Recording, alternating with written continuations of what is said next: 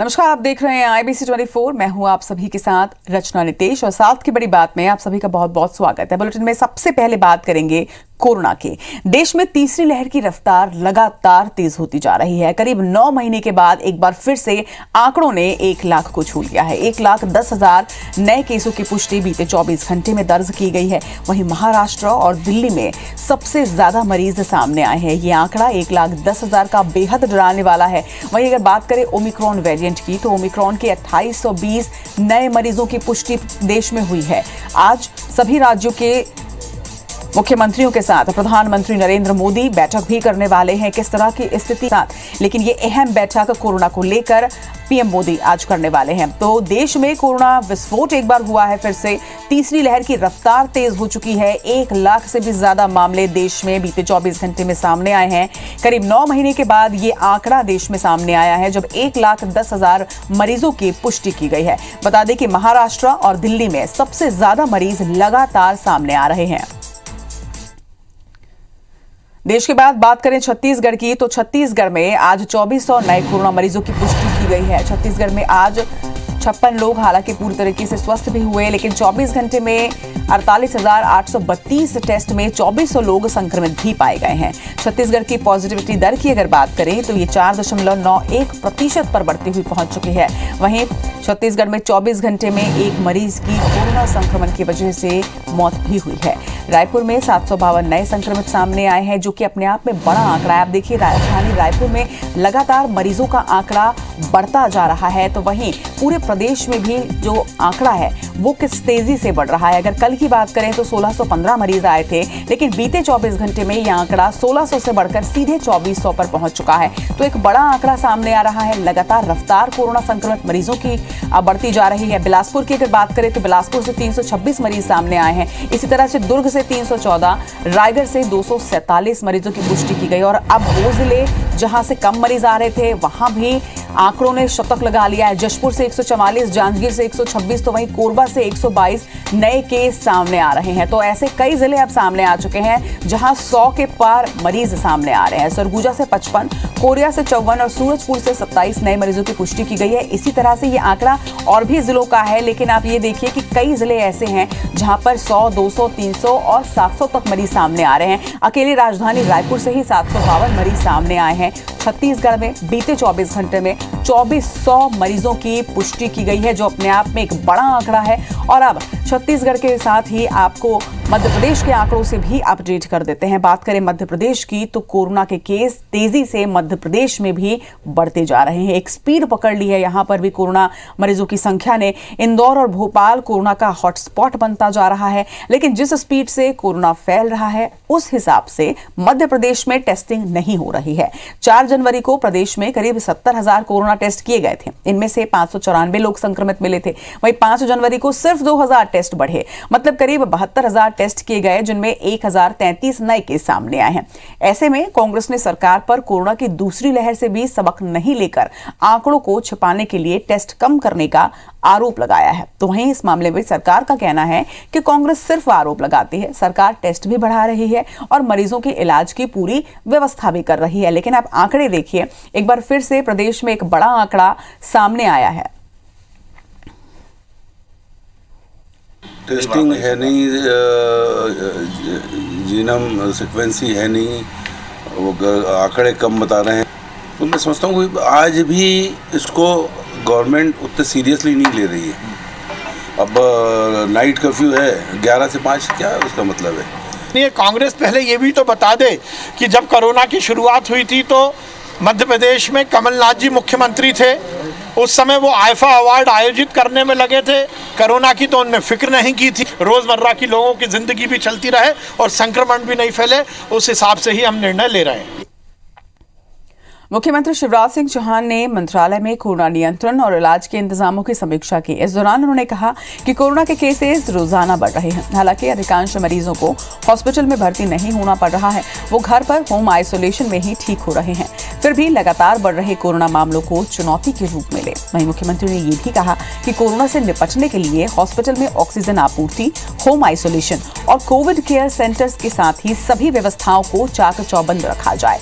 बैठक में स्वास्थ्य मंत्री डॉ डॉक्टर प्रभुराम चौधरी, चिकित्सा शिक्षा मंत्री विश्वास सारंग, मुख्य सचिव इकबाल सिंह बैस समेत अन्य अधिकारी मौजूद रहे।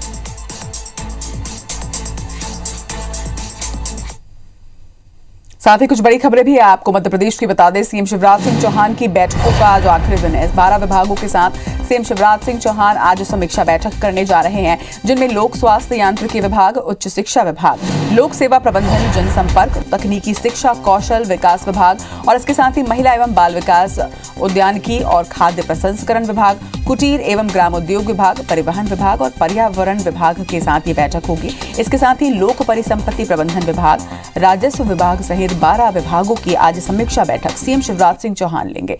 बता दें कि 3 जनवरी से मैराथन बैठकों का दौर चल रहा है, जिसमें अलग अलग विभागों की समीक्षात्मक बैठकों का ये जो दौर है ये चल रहा है और सीएम शिवराज सिंह चौहान ये बैठकें ले रहे हैं, जिसमें तमाम विभागों के कार्य की समीक्षा की जा रही है, साथ ही आगे की टास्किंग भी की जा रही है। तो मैराथन बैठकों का आज आखिरी दिन है। 3 जनवरी से आज ये आखिर हो जाएगा।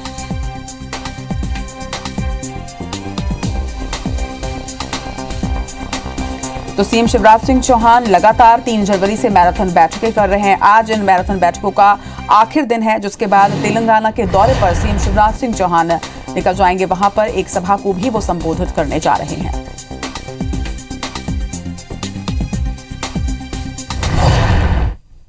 रुक करेंगे छत्तीसगढ़ का। बड़ी खबर आपको बता दें, उप पुलिस अधीक्षकों का आज दीक्षांत परेड समारोह होगा। सीएम भूपेश बघेल बतौर मुख्य अतिथि इस समारोह में शामिल होंगे। सुबह 9:30 बजे से चंदखुरी में दीक्षांत परेड समारोह का आयोजन किया गया है। नेताजी सुभाष चंद्र बोस राज्य पुलिस अकादमी में ये दीक्षांत परेड किया जाएगा। समारोह में गृह मंत्री ताम्रध्वज साहू भी मौजूद रहेंगे। बता दें कि दोपहर 1 बजे सीएम भूपेश बघेल इसके बाद राजीव जयंती समारोह में शामिल होने के लिए रवाना होंगे। तो 9:30 बजे चंदखुरी में आज सीएम शिवराज सिंह चौहान दीक्षांत परेड में सम्मिलित होंगे। उनके साथ ही गृह मंत्री ताम्रध्वज साहू भी यहां मौजूद रहेंगे। 9:30 बजे चंदखुरी में यह आयोजन होगा, जिसमें गृह मंत्री ताम्रध्वज साहू और सीएम भूपेश बघेल रहेंगे। आपको बता दें कि नेताजी सुभाष चंद्र बोस राज्य पुलिस अकादमी में दीक्षांत परेड का आयोजन किया जा रहा है और इसमें सीएम भूपेश बघेल मुख्य अतिथि के रूप में मौजूद रहेंगे। तो वहीं इसके बाद दोपहर 1 बजे सीएम भूपेश बघेल यहां से रवाना होकर राजीव जयंती समारोह में भी शामिल होने के लिए पहुंचेंगे। तो आज कई कार्यक्रम सीएम भूपेश बघेल के, जिनमें अहम है 9:30 बजे चंदखुरी में होने वाला दीक्षांत परेड समारोह और उसके बाद राजीव जयंती में सम्मिलित होंगे वो दोपहर 1 बजे कार्यक्रम में।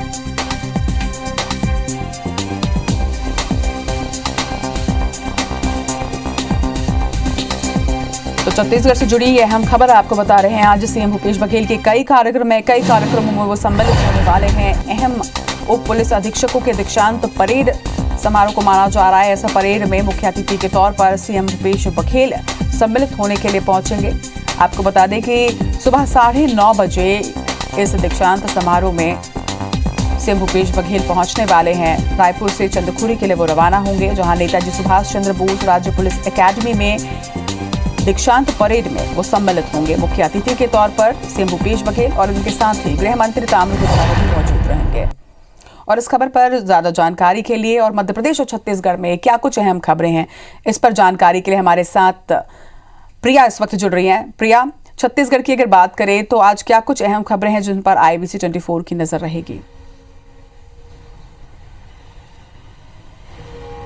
बिल्कुल रचना, जैसा कि आपने बताया कि उप पुलिस अधीक्षकों का आज दीक्षांत समारोह है। मुख्यमंत्री भूपेश बघेल बतौर मुख्य अतिथि इस कार्यक्रम में शामिल होने वाले हैं। सुबह 9:30 बजे चंद्रखुरी में यह कार्यक्रम आयोजित किया गया है। नेताजी सुभाष राज्य पुलिस जो स्थल है वहां पर यह कार्यक्रम आयोजित किया गया है। मुख्यमंत्री भूपेश बघेल के साथ साथ गृह मंत्री ताम्रध्वज साहू भी इस कार्यक्रम में शामिल होंगे। उसके बाद मुख्यमंत्री भूपेश बघेल 1 बजे राजीव जयंती के कार्यक्रम में सम्मिलित होने के लिए जाएंगे। इसके अलावा उनके और कई विभिन्न कार्यक्रम हैं जिसमें वो शामिल होने वाले हैं। इसके अलावा आज भारतीय जनता पार्टी महादेव घाट में महामृत्युंजय जाप करेगी। प्रधानमंत्री नरेंद्र मोदी के सुरक्षित रहने के लिए, उनके लंबे उम्र के लिए पंजाब में उनके काफिले को 20 मिनट तक रोके जाने के बाद से लगातार प्रदेश में भी सियासत गरमाई हुई है और पक्ष विपक्ष के आरोप और प्रत्यारोप के दौर जारी है। लगातार मुख्यमंत्री भूपेश बघेल ने भी कल पत्रकार वार्ता की और कांग्रेस का पक्ष, पंजाब सरकार का पक्ष उसमें रखा, किस तरीके की क्या क्या बिंदु थे वो उसको जाहिर किया। वहीं लगातार केंद्र सरकार से लेकर चाहे डॉक्टर रमन सिंह हो जो कि पूर्व मुख्यमंत्री रहे हैं, नेता प्रतिपक्ष धर्मलाल कौशिक हो, सभी हमलावर हैं कांग्रेस सरकार पर और कांग्रेस पार्टी से भी जवाब मांग रहे हैं कि क्यों इस तरीके की बड़ी लापरवाही की गई है। और अब एक नए तरीके से प्रदर्शन जो है बीजेपी करने जा रही, महादेव घाट में जाएंगे सभी इनके नेता और वहां पर महामृत्युंजय का जाप करेंगे और वहां पर प्रधानमंत्री नरेंद्र मोदी की सुरक्षा और उनकी उम्र के लिए, लंबी उम्र के लिए वहां पर कामना करने वाले हैं। इसके अलावा प्रदेश में लगातार संक्रमण की रफ्तार जो है वो बढ़ रही है और बहुत तेजी से ये रफ्तार बढ़ रही है। रचना, बात की जाए बीते 24 घंटे की तो 2400 से ज्यादा नए मामले सामने आए हैं और महज रायपुर की बात की जाए तो यहाँ पर लगभग 750 नए केसेस निकलकर सामने आए। तो लगातार स्थिति जो है वो अब बिगड़ती नजर आ रही है। लगातार संक्रमण का जो दायरा है वो नजर आ रहा है। तो ऐसे में IBC 24 अपने तमाम दर्शकों से अपील करता है कि वो सभी घर पर ही रहें और अगर उन्हें कोई भी लक्षण दिखता है तो वो जरूर जाकर टेस्ट करवाएं और वैक्सीनेशन जरूर करवाएं। जी, इन तमाम बड़ी खबरों पर लगातार आपसे अपडेट भी लेंगे। फिलहाल तमाम जानकारी के लिए आपका बहुत बहुत शुक्रिया प्रिया। प्रधानमंत्री नरेंद्र मोदी की सुरक्षा में सेंध के मामले में सुरक्षा में चूक पर सुप्रीम कोर्ट में आज सुबह 10:30 बजे सुनवाई होगी। पंजाब में 2 दिन पहले पीएम नरेंद्र मोदी के काफिले को रोका गया था, आपको बता दें, और इस मामले में सुरक्षा में चूक पर सवालों के घेरे में अब पंजाब सरकार आ चुकी है। कई सवाल इस पर खड़े हो रहे हैं और इसी मामले में आज सुप्रीम कोर्ट में सुनवाई होगी। सुरक्षा में जिस तरह से चूक हुई थी, देश के प्रधानमंत्री नरेंद्र मोदी के काफिले को रोका गया था पंजाब में, उस पर एक अहम सुनवाई आज सुप्रीम कोर्ट में होगी। पंजाब सरकार पर कई सवाल यहां पर खड़े हो रहे हैं। सुरक्षा की चूक के मामले में पूरे देश से लगातार बातें सामने आ रही हैं और इस मामले में पंजाब सरकार जो है वो सवालों के घेरे में जरूर आ गई है और इस पूरे मामले में सुप्रीम कोर्ट में आज 10:30 बजे सुनवाई होगी।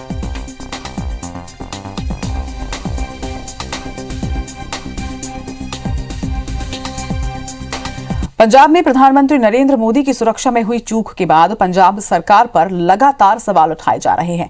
पीएम ने सुरक्षा में सेंध को लेकर राष्ट्रपति भवन जाकर राष्ट्रपति रामनाथ कोविंद को पूरी जानकारी दी। वहीं उपराष्ट्रपति वेंकैया नायडू ने भी फोन पर पीएम से बात की। बीजेपी नेताओं ने देश भर में पंजाब के सीएम के खिलाफ विरोध प्रदर्शन किया है, तो वहीं पंजाब में भी बीजेपी नेता इस मसले पर जाकर राज्यपाल से मिले। पंजाब सरकार इसकी जांच रिटायर्ड जज से करवा रही है, तो वहीं सुप्रीम कोर्ट में भी इसको लेकर याचिका दायर कर दी गई है, जिस पर सुनवाई भी की जाएगी। वहीं 25 से ज्यादा रिटायर IPS अधिकारियों ने राष्ट्रपति को चिट्ठी लिखकर इसकी उच्च स्तरीय जांच करवाने की मांग की है। केंद्रीय गृह मंत्रालय ने इस मामले में 3 सदस्यीय जांच कमेटी बनाकर 72 घंटे के भीतर जवाब मांगा है। कमेटी में रक्षा सचिव, IB के जॉइंट डायरेक्टर और SPG के IG शामिल हैं।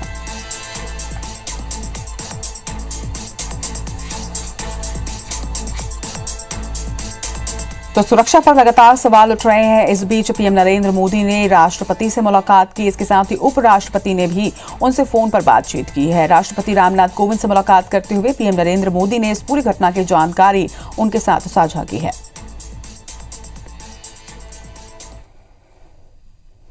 पंजाब में प्रधानमंत्री मोदी की सुरक्षा में चूक को लेकर मध्य प्रदेश में भी राजनीति गर्मा गई है। सीएम शिवराज समेत बीजेपी नेताओं ने इस मामले में पंजाब की कांग्रेस सरकार पर निशाना साधा है। इसके साथ ही पीएम मोदी की दीर्घायु के लिए प्रदेश के अलग अलग मंदिरों में महामृत्युंजय जाप भी करवाया गया।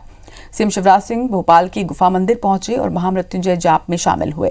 वहीं प्रदेश बीजेपी अध्यक्ष VD शर्मा ने उज्जैन के महाकाल मंदिर में महामृत्युंजय जाप किया। इस तरह से इंदौर और ग्वालियर के विभिन्न मंदिरों में भी बीजेपी नेताओं ने प्रधानमंत्री मोदी की दीर्घायु के लिए जाप और अनुष्ठान किए। बीजेपी नेताओं ने पीएम मोदी की सुरक्षा चूक को लेकर पंजाब के सीएम का इस्तीफा मांगा है। साथ ही सोनिया गांधी और राहुल गांधी को सद्बुद्धि देने की प्रार्थना भी की। इधर कांग्रेस ने इसे बीजेपी का पॉलिटिकल स्टंट बताया है। प्रदेश कांग्रेस अध्यक्ष कमलनाथ ने कहा कि प्रधानमंत्री की सुरक्षा महत्वपूर्ण है। पंजाब मामले में जांच भी की जा रही है, जिसमें सभी बातें सामने आ जाएगी। कमलनाथ इस मामले में SPG को भी जिम्मेदार ठहराते नजर आए।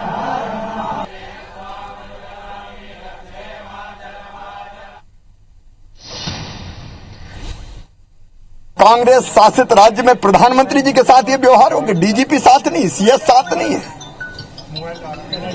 संघीय ढांचे को आपने तार तार कर दिया, धज्जियां उड़ा दी उसकी। प्रार्थना कर रहे हैं पूरे मध्य प्रदेश में, अलग अलग मंदिरों में महामृत्युंजय जाप हो रहा है। प्रधानमंत्री जी की स्वस्थ जीवन के लिए कामना कर रहे हैं लोग,